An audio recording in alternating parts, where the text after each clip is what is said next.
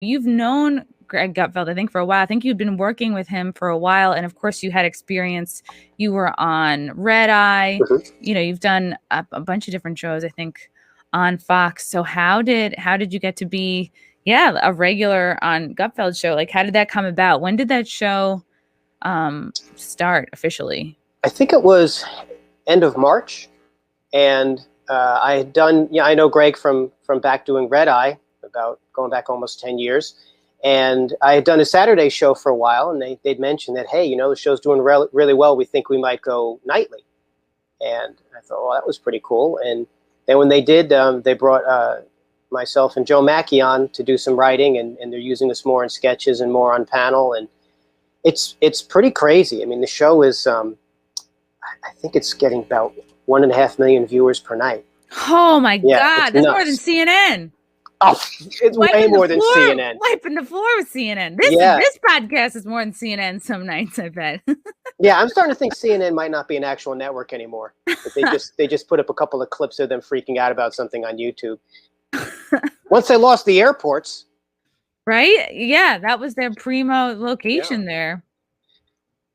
So the show's been a lot of fun. It's an interesting experience to be working for Fox News, and they let us do almost anything we want. It's a lot of fun. I mean, there's some days where I just sit there and I spend my whole day writing jokes, shitting on Andrew Cuomo, or calling Brian Stelter fat over and over again. It's great. It's so rewarding. It's just, when you look like that much of a man in a fat suit, how do you resist? Yeah.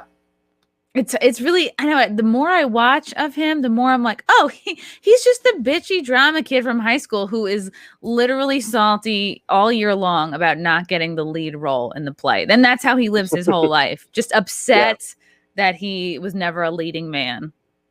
Yeah. And whenever I'm feeling down, I remind myself that I think I'm 17 years older than him.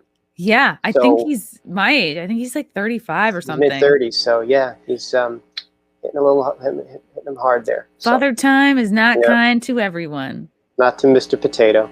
But we look great. Yeah. What is so you have a lot of flexibility over there. What is kind of like your writing process like? Do you did they call you in and give you premises, or did they just say, okay, show up?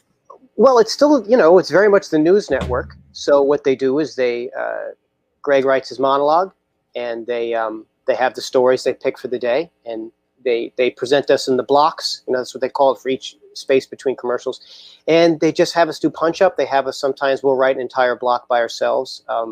Lately we've been doing more sketches, which is a lot of fun.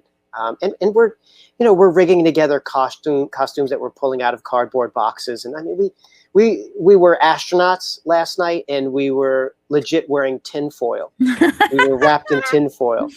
It works. So yeah, it's so silly. I mean, that's what I like about it the most, is that that it's just, you have a funny idea, go be funny, and we'll put it up, and people will enjoy it. It's nice.